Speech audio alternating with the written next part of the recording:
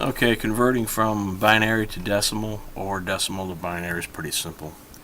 Just have to remember that when we're dealing with binary, we're dealing with base 2, and when we're dealing with decimal, we're dealing with base 10. 10 being the way we've always learned to count as people.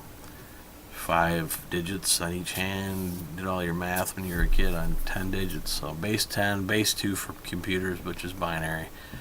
And when you're counting in binary, you count by the powers of 2 because you can only have those two values, right? 1 on or 0 off. So you count by the powers of 2 when you move up the binary chain. And in this particular, I drew out an octet for an IP address in this case, which is 8 bits.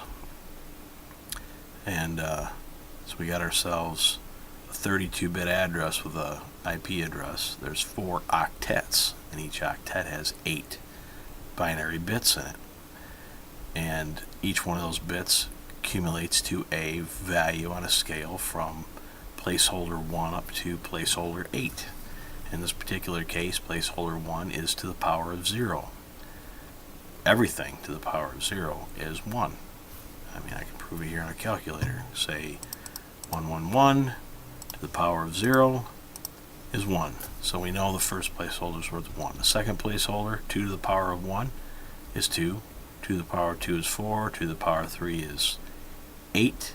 2 to the power of 4 is 16. It just doubles all the way up, right? Keeps right on going. You start out with a placeholder of 1 at power of 0, and you just double all the way up. So the first placeholder is 1, second placeholder is 2, third placeholder is 4, etc., all the way up to 128.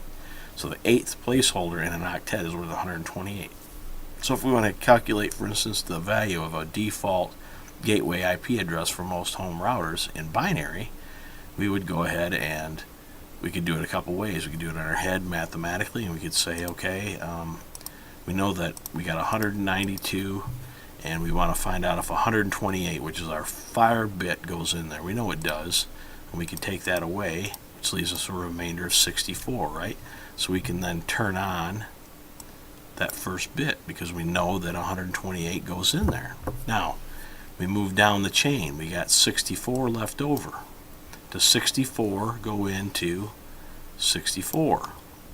Yes, it does. So we can turn that bit on, and that leaves us, we're going to minus it out there, that leaves us with nothing left, where you don't have anything else to minus out, so the rest of our values for the first one are all zeros.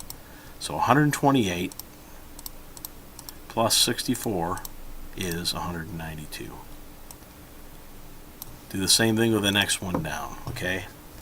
So we got 168, and we take 128 away from it because we know that 128 fits in, and leaves, what I do, 168 minus 128. Calculator's not being very cooperative today. I think I hit divide.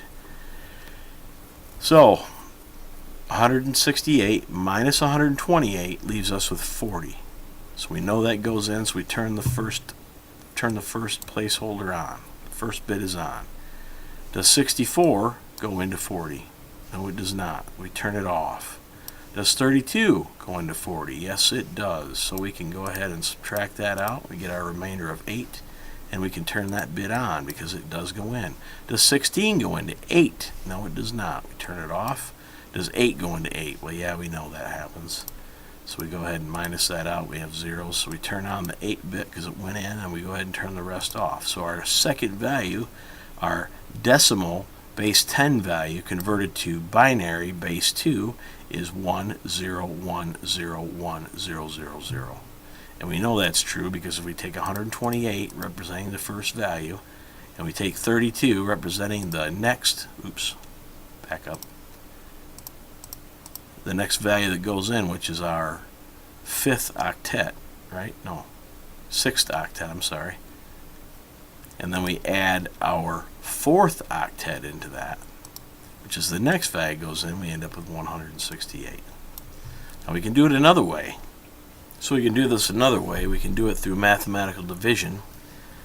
And how we do that is dividing that, the binary value, base 2 value into our number. I'm going to do 168 in this case. So let me just kind of line this up a little better. There we go. So if you take 168 and divide 2 into that, you end up with 84 evenly.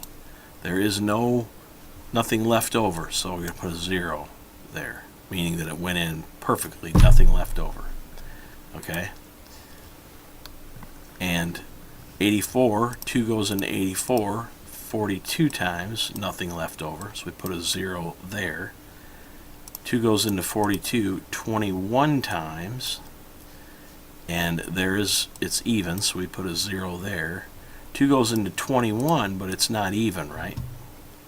It's an oddball value, so it would have a remainder, or it would it'd be leftover value, so, or it wouldn't go in evenly, I guess is what I'm trying to say. So you put a 1 there if it didn't go in evenly, and you transfer the part of the number that went in without the decimal underneath. So 10. 2 goes into 10 5 times, right? Evenly. Nothing left over. So we put a 0 next to the 10. Now what about 2 going into 5?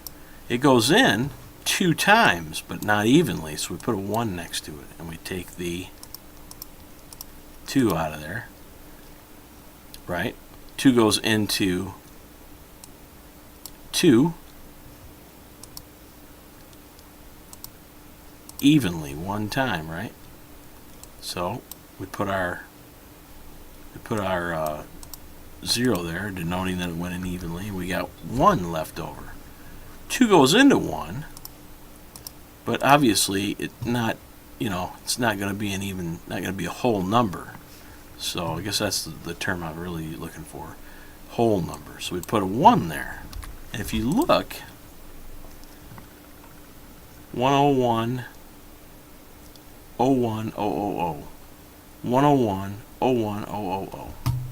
It would be the same thing for 192, okay? So we'll put 192 in there. And let's back these out.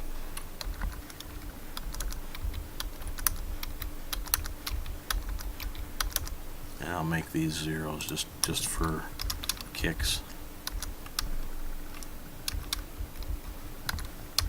Okay, so does 2 go into 192?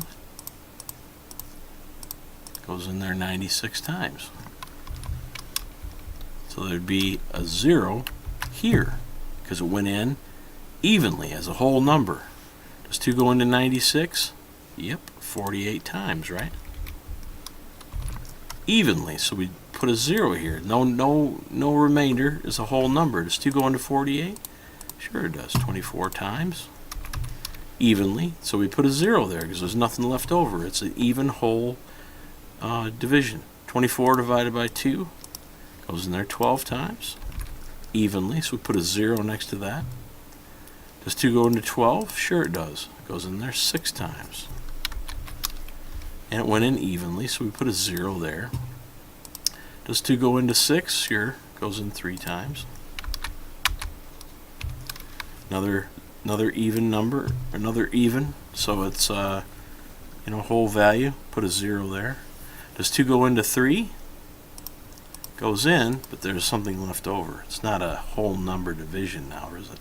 So now we put a 1 next to the 3 because it didn't go in evenly. And we transfer that 1 down here. And we say, does 2 go into 1? Well, it does, but it doesn't go in evenly, does it? So we have to put a 1 over here. And what do we end up with? 1 1 0 0 0 0 0 0. 1 1 0 0 0 0 0 0. You see how that works? Pretty slick, isn't it? You can do the same thing with any binary to or decimal to binary conversion. Doesn't matter what the number is. Hope this helps.